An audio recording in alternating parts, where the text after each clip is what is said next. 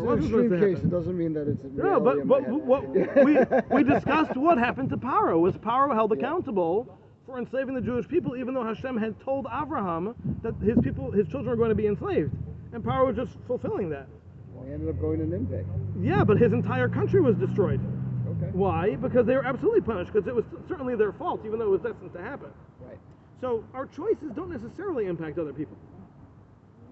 Those are things that were going to happen one way or the other. One way or the other. It's just Right. we were the conduit for it to happen. Well, you chose to be the conduit for it to happen. don't blame Hashem for the fact that you made that decision. I mean, that's what it really sounds like. But it's not. It's inaccurate. You see, Paro was punished, right? Right. The Egyptians were all drowned, right? Why? Because they made the choice. Even though it was going to happen one way or the other, it was going to happen. Okay. But still, so the same thing. Don't just assume that if someone smashes my car, right? I got a dent in the back of my car, right? It's not as much as it is that person's fault, but does that mean that it wasn't going to happen and that it's because of this person that this happened? No, it's not because of that person that it happened. It was going to happen either way.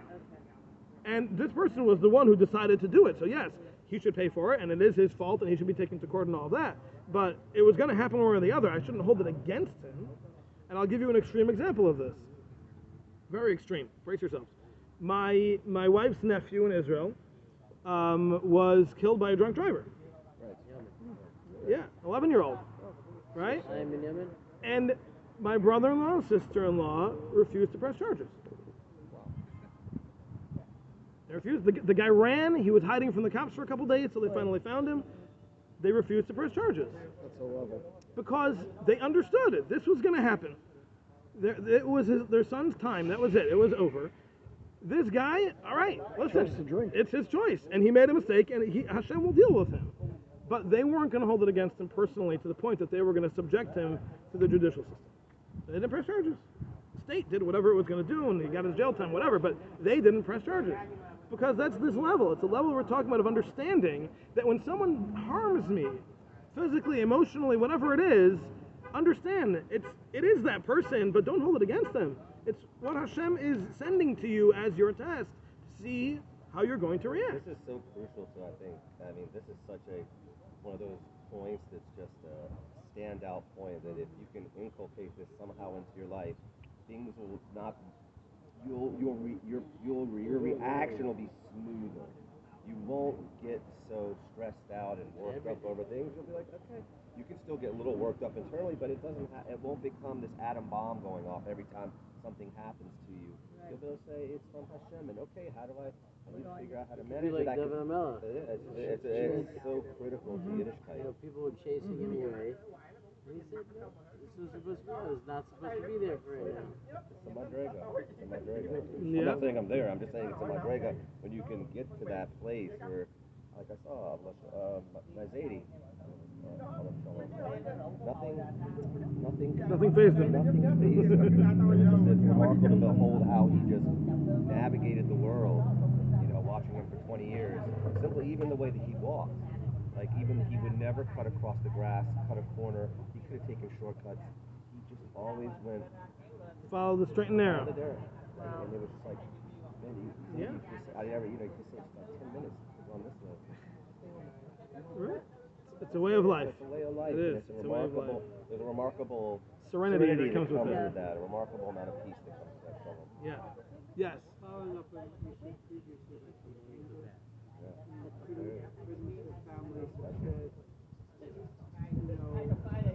you don't want to hold anger against this person, but it seems like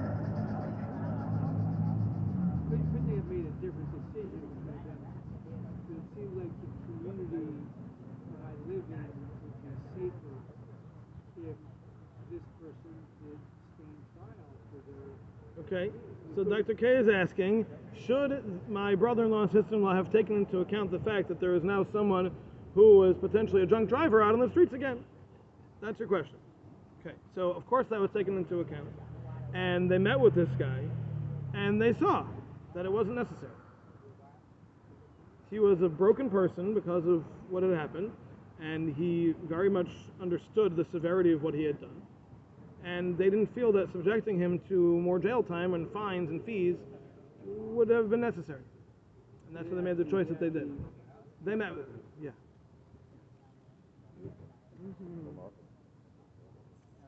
Okay. Certain madrega. No, on that level either. Yeah. Yep, it's a level. All right, but understand that regardless of if we understand it or not and if we live that way or not, it's the truth. Bottom line is that is what's actually going on, whether we actually get to a level that we can live with that reality or it's just something we know in the back of our heads. But that is the way it works, as I'm saying. And they had Das Torah. You're not talking, they just came Oh, up with of course. this decision Yeah, on they spoke to sitting Big over lunch Gedalim. and said, okay, well, I think it should be the way. They went to Das Torah. Of course. They had ASOS, they had guidance. They, Yes. I mean, right. They didn't just make this Right, decision they on, just on a whim. Right. Okay. All right, let's go a little bit further over here. Derech Mashal, for example. I don't want to start from here next week because that'd be a really funny place to start. For example, if there weren't wealthy people and poor people, there would be little room for somebody to choose between having mercy or being stubborn and being abstinent. But now, now the wealthy person will be tested from the fact that he has this wealth. Will he be brazen against the poor person who needs him? Or will he have mercy on this person? And the poor person will also now be tested because we have the concept of being poor. Will he be content with the little bit that he does have? And he will thank Hashem for what he is given. Or, will he do the opposite? Will he be angry at Hashem for not giving him more? In addition, the wealth will also be a test for the wealthy person.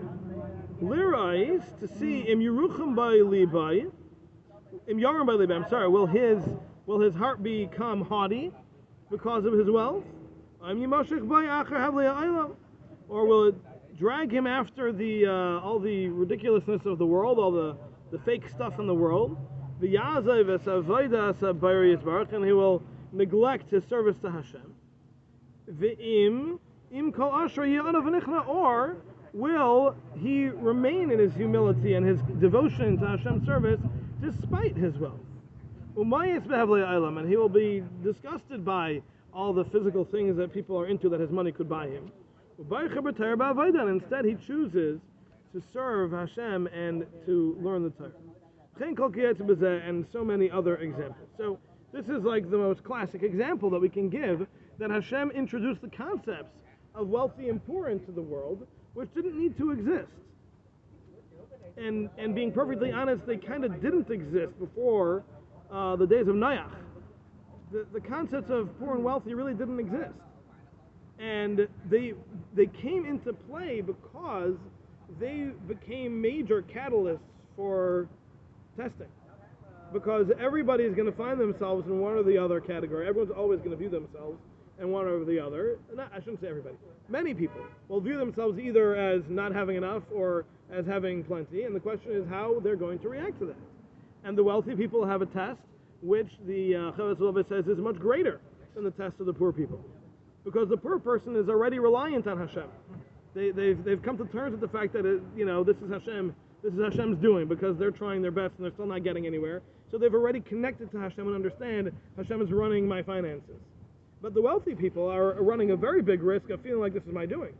This is me. This is my business acumen. This is my hard work paying off. Look, I put 1,000 extra hours in last week, right? And look how it's paying off, right? So it's very easy to fall into that trap of feeling like this is my doing. Look what a smart investment I made, and look how well it's turning out for me, right? And look what a great deal I cut, and really I ripped the guy off, and I'm doing really well because of that, right? So it's very easy to fall into that trap of feeling that it's you and disconnecting from Hashem. So the test of wealth is actually greater than the test of poverty. And in that sense, he's saying here, wealth and poverty were introduced into the world for this reason, to give all these people these tests on a fairly regular basis to make the proper decisions.